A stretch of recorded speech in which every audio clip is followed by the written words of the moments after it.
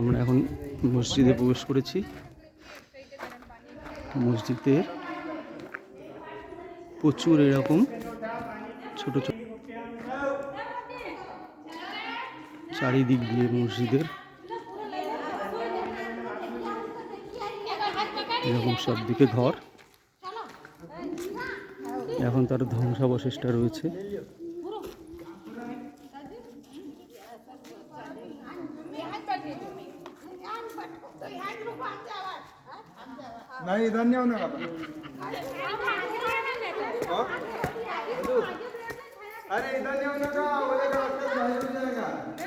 দারুণ আর্কিটেকচার,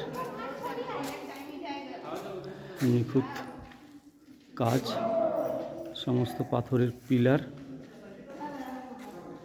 উপরের ছাদটা প্লেন কিন্তু নিচে এরকম কারুকাজ করা আছে।